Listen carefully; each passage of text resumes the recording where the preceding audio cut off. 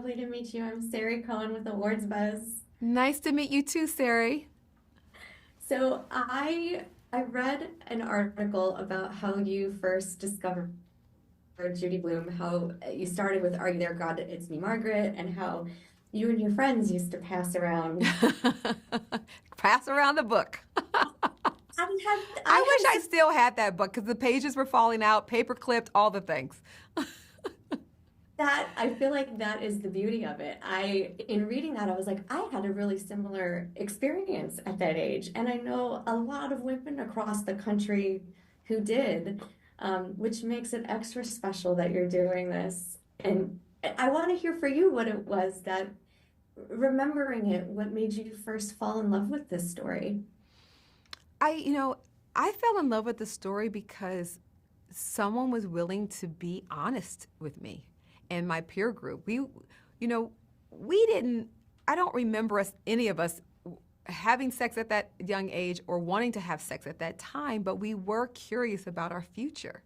And our near future, we were thinking about dating and boys, and we knew that we were going to be sex could come up, and so who's going to talk to us about that honestly? Not tell us, oh, you're too young. But I'm curious about it. But can you just prepare me? Can you talk to me about it so I can stop thinking about it? And here's this book, and there was willing to kind of let us know that what questions we had were actually valid. And so I think Judy, for me, and having read her body of work prior to even getting to Forever, she always spoke from a place of truth and authenticity that always feels safe. Authenticity is the word of 2025, right? Everybody is talking about that now, but what that really means is a level of safety that you can trust, and that's what Judy Blume's book did for us then, and what I'm hoping will translate in the reimagining now. I was going to say, I feel like it's perfect that you are the one to tell this story, because the characters that you create and the worlds that you create, it is in this lovable space of authenticity. Um, Thank you. in your body of work, where do you feel like Forever stands in your legacy? What do you mean by that? What do you think it's funny. I don't. Are you asking me to compare in terms of my heart about it, or what do you mean by that? Like, where do you think it's going to land with people? Like, how Oh, does it help amplify your voice as a storyteller? you know what I'm really thankful for is that I'm still in the game at a time when society has changed so much. That one thing I can say about technology, it has linked us globally together. And I think that I am still crafting story at a time when the audience is more open to seeing love through the lens of someone else, that they're actually interested in other people's culture, other people's details, other people's experiences, and that they recognize that the feeling of love is universal, and that though I'm looking at it through a different lens of someone that may not look like me or speak my language or in the same city that I'm in, that we recognize the universality of wanting love, wanting to feel loved in return, wanting to make healthy choices in sex and trying to figure that conundrum out, and then also wanting a future to look forward to.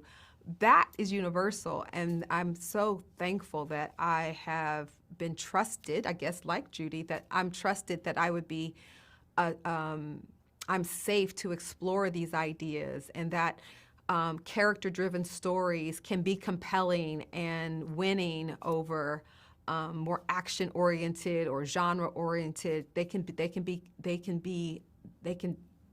entertaining to masses, and I think love can always do that. And I'm thankful that I had the opportunity to translate the work.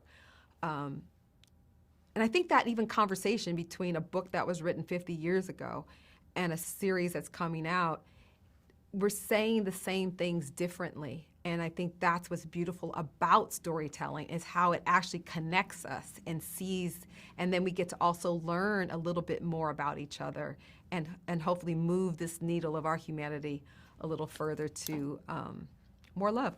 Walk me through a little bit of some of your inspiration behind modernizing it.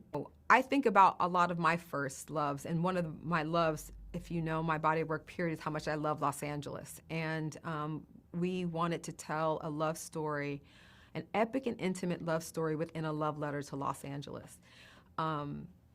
I also think about the timing of that. I just think about, even what Los Angeles has been through recently and still going through. Who doesn't need a love letter and remind us how special LA is, more than anything now. The other inspiration is, I think my biggest inspiration is, I typically find a muse for every project. And the muse for this one is my eldest son, and who was navigating a lot of his young life, young teenage life at the time in which the opportunity came. Also, I think the music of his time, which I lived, I literally, he always had the aux. Mom, can I get the aux? Okay, yeah. So I have listened to this music endlessly with him. And so that's in the recipe. Another inspiration are these phones and how they've connected us, disconnected us, how actually in modern times the phone has been an extension of sex. It's like another tool, it's another toy in some cases. And yeah, I guess used responsibly, it'd be great, but you talking about what's forever? Whatever you put on that phone is going to be forever. And that is very challenging in life, period, but also in the middle of young people whose brains are still developing, who are going to make mistakes, who don't intend to hurt anyone, but when it comes out, the betrayal is forever. It feels that way, and it can be that way given how society is about the footprint that we leave behind, and you can be judged for it. And so the amount of pressure, I think, on this generation, I have a lot of compassion for. My generation, your big mistake might have made it to your mother's gossip phone call, or maybe got as far as the school, or maybe got as far as the church. But after that, nobody cares. And then you forget, right? But this era, it feels like no one will ever forget if it gets trapped on that phone. I also think the phone is a gift, and that as demonstrated in the story, it can be the thing that also you can get a second chance. You can stay connected in that way. Young people can, if you're in a school where nobody's really checking for you, you might be able to find a love somewhere else that goes somewhere else to a different school. But then the challenge is how to see each other. Well, the one way you can see each other is FaceTime. You know what I'm saying? You can see each other through. You can stay connected, or you can do some research. The phone is an interesting character in the modern times, and it was a really fun,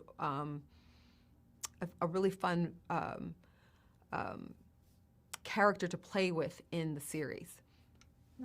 It's wild to me to think how different life would have been at that age.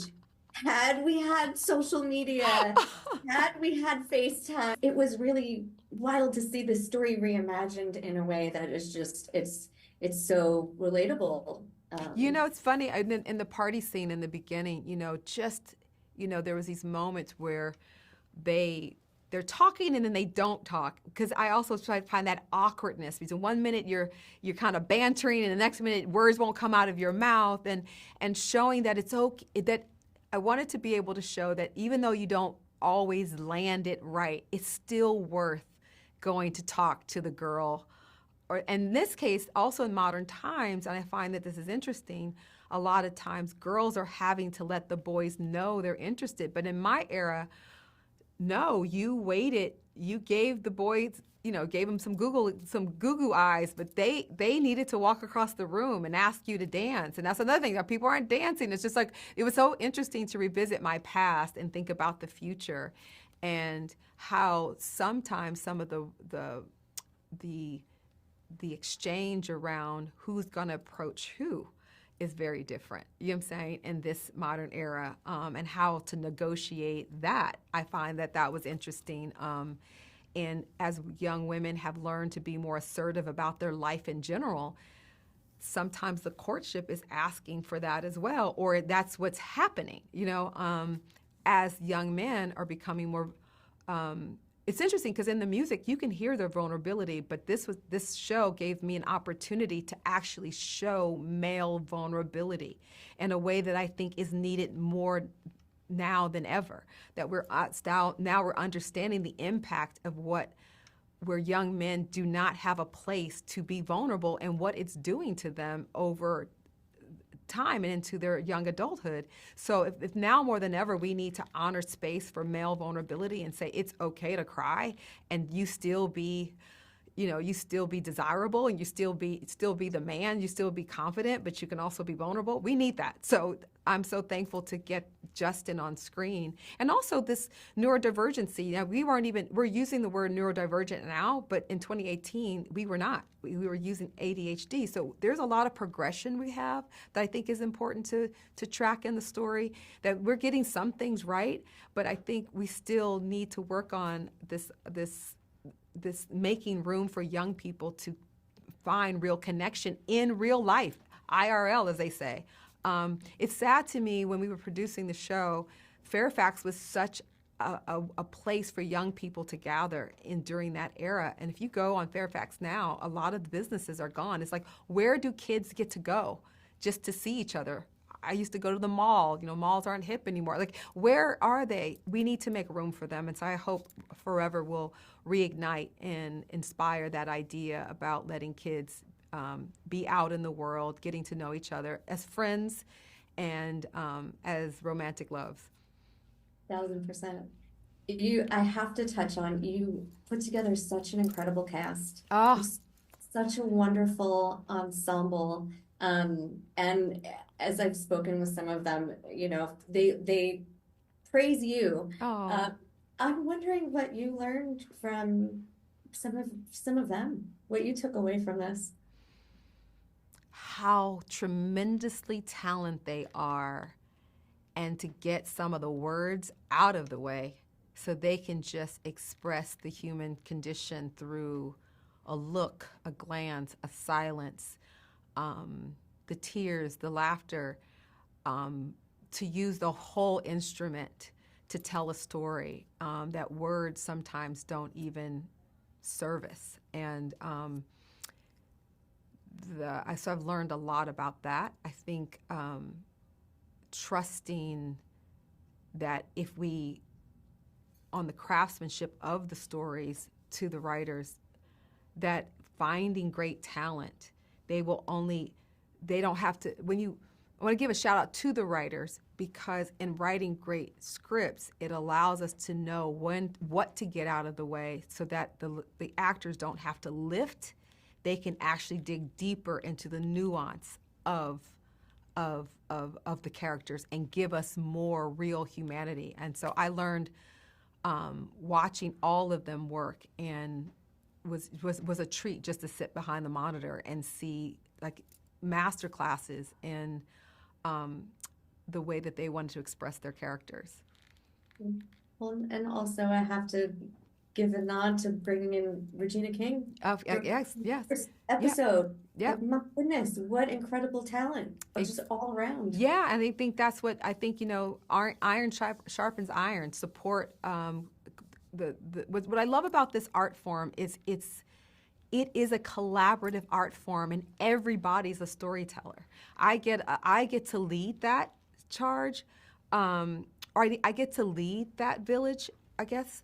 But you learn from each other constantly, and I think that's what's so fascinating. And so, of course, when you want to talk about a nuanced young adult that's going to have the levels of emotional range that the Justin and Keisha go through, you're going to go call the actress who has given us that her entire career, and now it's behind the camera making sure that it's anchored in others. And so I'm just blessed, thrilled to have her and everyone else who's contributed to our story.